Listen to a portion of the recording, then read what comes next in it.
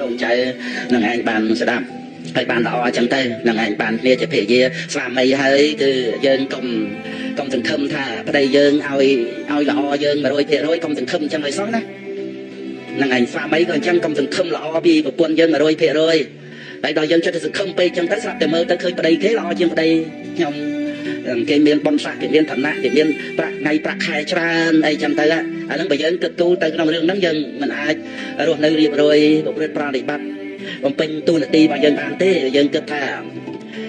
ស្វាមីមិនអាចបំពេញបំណងយើងបានអញ្ចឹងយើងក៏មិនអាចធ្វើអីឲ្យគ្រប់គ្រាន់សងទៅគាត់បានដែរអញ្ចឹងទៅវាចាប់ផ្ដើមបង្ករឿងហើយប្តីក៏អញ្ចឹងវាមិនអាចថាឲ្យភរិយានឹងធ្វើអីឲ្យយើងសក់គ្រប់សម្បូរបែប 100% បានទេបើយើងបំណងអញ្ចឹងយើងមុខតែមើលទៅឃើញប្រពន្ធគេល្អជាងប្រពន្ធយើងហើយរឿងប្រៀបផ្ទឹមគ្នាឯណាទៅដូចគ្នាហើយទៅតាមចំណង់ចំណូលចិត្តរបស់យើងទៀតធ្វើម៉េចអ្នកណាគេមកប្រកបចិត្តយើងបានសក់គ្រប់ទាំងអស់នោះអញ្ចឹងនៅពេលដែលយើងរៀបការនេះយើងកុំសង្ឃឹមតែរបស់ដែលយើងត្រេកអរពេញចិត្តតែម្យ៉ាងអត់បានទេរូបសម្លេងក្លិនរសផតពៈយើងស្រឡាញ់យើងពេញចិត្តការរស់នៅ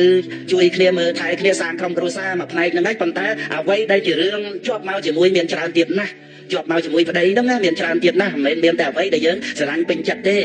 ហ្នឹងឯងតែរឿងជំងឺរោគាក៏មានរៀងខ្លួនយើងមិនមែនចង់រៀបការជាមួយមេរោគហ្នឹងណាប៉ុន្តែឲ្យយើងបេះចេញហ្មងហ្នឹងឯងរោគវានៅមានក្នុងរូបកាយហ្នឹងអាការមិនតាន់ការអត់តាន់បានប្រាប់គ្នាផងដឹងរោគអីខ្លះដល់តែការនៅមួយគ្នាទៅអីតិចទៅឈឺនេះតិចទៅឈឺនោះអីចឹងទៅឲ្យពេទ្យមើលទៅត្រូវពុះត្រូវវះត្រូវកាត់អីស្អីណៃទៅទៀតអាហ្នឹង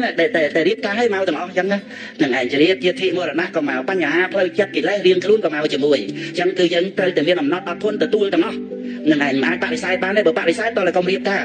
នឹងឯងអាហ្នឹងបើយើងមិនចង់បានអ្វីដែលមិនល្អហ្នឹងបើថារៀបការហើយវាមិនអាចបានតែអ្វីដែលយើងពេញចិត្តទេដូច្នេះយើងត្រូវតែត្រៀមចិត្តរបស់យើងនឹងទទួលគ្រប់រឿងទាំងអស់ហើយយើងប្រព្រឹត្តធម៌ទៅពេជាស្វាមី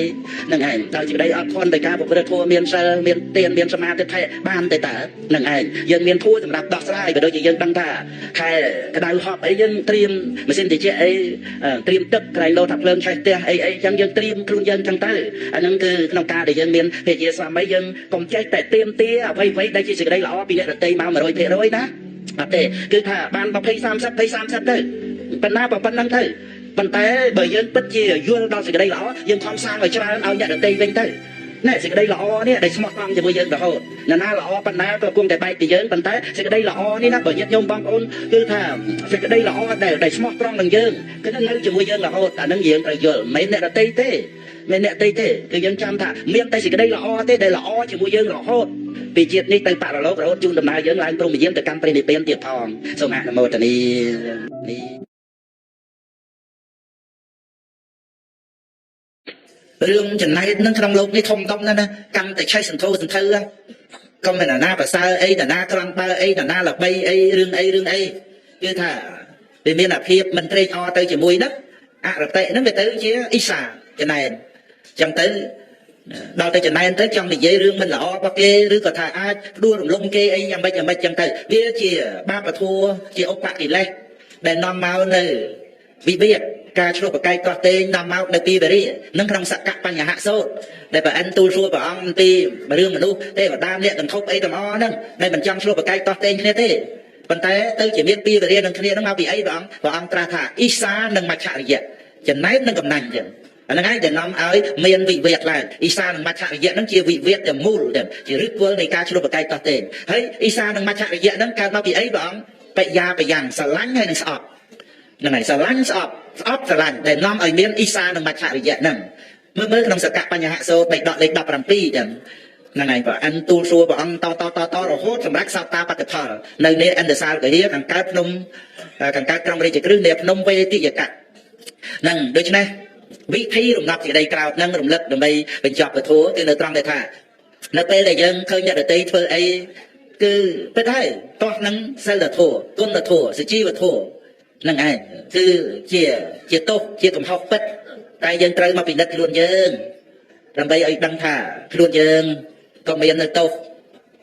កំហុសអកុសលទាំងអស់នោះគឺมันអាចយើងគិតតែរឿងស្ដីបន្ទោសថាអ្នកដទៃទៅដូចជាខ្លួនឯងអត់មានកំហុសអីទៅនោះទេនឹងឯងដល់តែយើងបានមកពិនិត្យចឹងទៅយើងបែរទៅជាមានចិត្តទន់ហើយដូរពីការខឹងក្រោធទៅជាមេត្តាករុណាត្រង់ដែលយើងគ្រប់គ្នាលិចលង់ក្នុងវដ្តសង្សារត្រូវ